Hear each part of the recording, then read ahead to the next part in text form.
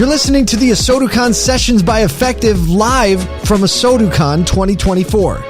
All right, welcome to ASOTU CON Conversations here at the podcast stage, powered by Effective. I'm sitting down with Steve Greenfield from Automotive Ventures. Thanks so much for joining me. Michael, it's good to be here. Holy moly, look at this. If you were ever wondering how many people know you, look at how they're flooding into this space now. Flooding. They're like, we heard the name, here we go. Here we go. A couple of interesting topics that are on our mind here at ASOTU CON. I want to pick your brain on this. I had this epiphany not too long ago that my 15-year-old is going to learn to drive. Or not. Yeah, not on my truck. We already know that. His first reference point for driving a vehicle is going to be a 100% electric vehicle. He will not know what it's like to, as much as I'd love to say we're sourcing a stick shift and I'm going to teach him how to be a man, his first ever reference point for driving a car is going to be an EV. And I'm fascinated by this concept of what does that mean for the next 7 to 10 years, where the adoption of EVs, which also, by the way, have autonomy built in, which I want to pick your brain about. What's the implication of that in the next 7 to 10 years as EV adoption kicks in and more people get comfortable with it? Does that excite him, the notion of only being on an EV and not an ICE car? Full admission here, he does not know or believe that we're going to let him learn to drive. I've told him we're buying him a donkey. So he doesn't know yet, but I think he knows. But we haven't had very meaningful conversations about it. But that's what my wife and I are thinking about. He's going to learn to drive a rocket ship. Nice. That's basically how we, nice. With full autonomy. What are your thoughts on that? Where does it progress from here? What are you seeing in the automotive landscape? Yeah, so I'll generalize more to like EV adoption in general. So we sort of seen EV adoption stalling out. Yeah. Tesla was obviously the first. They saturated the early adopters that saw largely the adoption of EVs as a status symbol. Right. But I do think, you've got a good point. This next generation of shoppers that are 15 and under, are they going to care? They're probably going to see the convenience of an EV being more important than any of the inconvenience of an ICE vehicle, especially as the battery technology gets better. And I think that, you talk to young people, one, there's fewer people getting their driver's licenses early, like probably you and I did. Sure. It was a status symbol to get it as early as possible back in the day for me. And I think that the technology in the car is going to be more important than things that might have mattered to us in terms of the car design and or the horsepower in the vehicle. The horsepower is more than anyone can use in an EV anyway. Right. So these acceleration times are actually dangerous to allow a 16-year-old into a car that can accelerate to 60 miles an hour in 2 seconds. Sure. Doesn't make any sense. Right. And I think at the same time, the technology in the car is going to be the big differentiator. The other thing I'll say is it's very interesting to me. Like 20 years ago, there was a definite brand difference. The Japanese cars and the German cars were engineered better. Period. Full stop. Now, the car quality is interchangeable. Right. You can take the logos off the cars in the parking lot out here, and you can't even tell the difference. Sure. So at this point, it's great for consumers. But I think that it's more and more challenging for the automakers and the dealers, frankly, to be able to, load the lips of their salespeople to differentiate. But I think it is interesting. I'm not an EV naysayer. I think 50 years from now, all cars will be EVs. But the battery technology, the charging infrastructure, all these friction points in the short term will mean the next 5 or 10 years, there's a lot of headwinds against EV adoption. Interesting. We had a conversation not too long ago on one of our podcasts, and they were talking about how much time they spend up on the Hill in Washington, and that they have conversations about EVs, but there aren't yet any EV chargers available at the Hill at all. And people go, oh, wait, yeah, that's kind of interesting. Yeah. I think you're right about that. There's a lot of headwinds. But I also want to talk about something that's being built into EVs more and more, which is a layer of autonomy, right? We see it with the Tesla, and they're constantly, I know they're prodding my wife all the time to say, hey, only $99 a month, you can get the full autonomy experience. And I won't lie, Steve, I'm a nerd. So we tried it once, and it was nerve-wracking.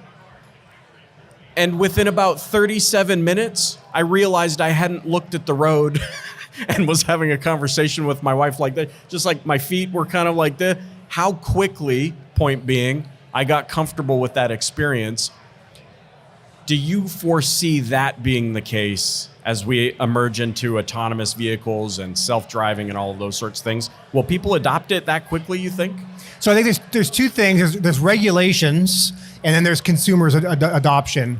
And what we'll see is playing out is globally, countries like China, right? And I was over in the Middle East recently. Countries that are much more either monarchies and or effectively dictatorships will be able to force from the top down adoption. And in some of these countries, I get the sense that they may not value human life as much. They're willing to risk the folks on the front line who are actually in these vehicles.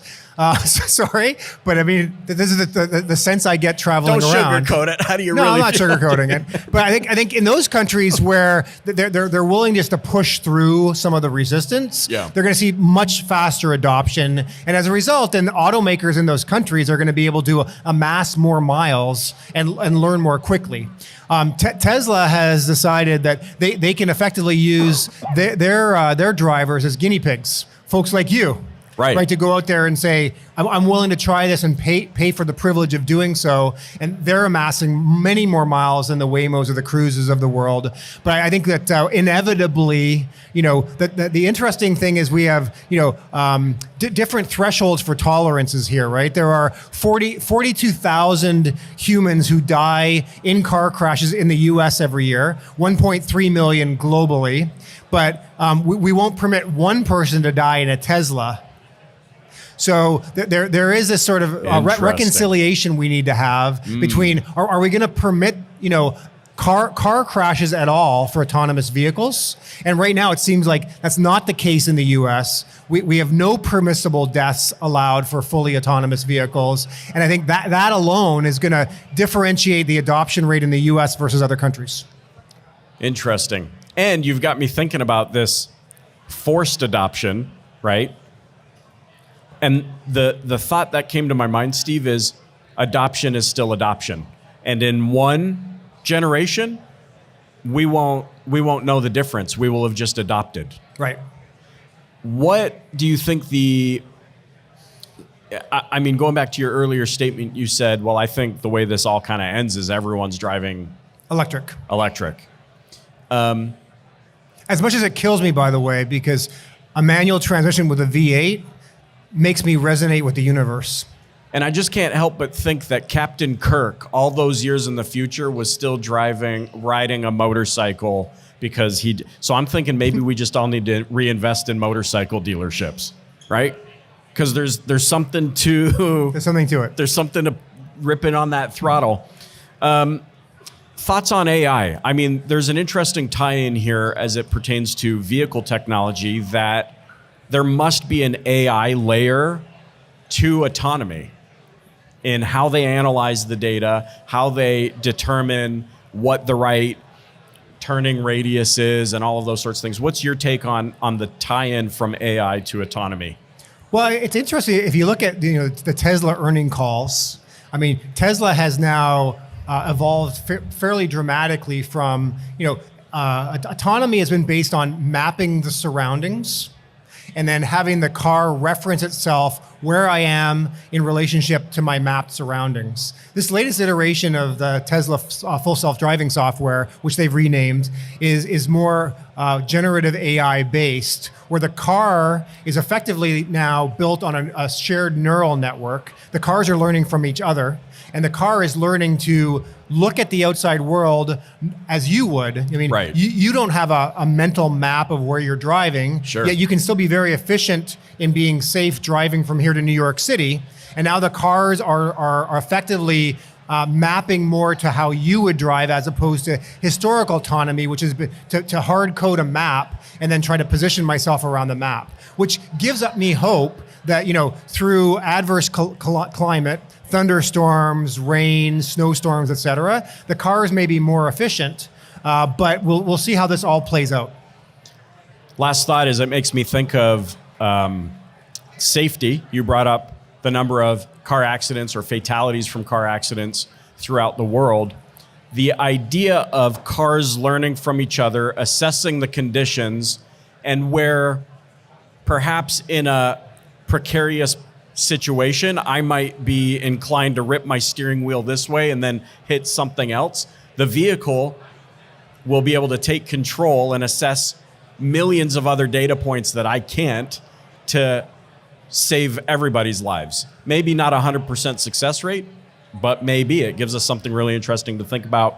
As we wind down here, I want to thank you for joining me here on the podcast stage, ASOTU CON Conversations powered by Effective. Steve Greenfield, how can those listening or watching connect with you? I'm not hard to find, Michael.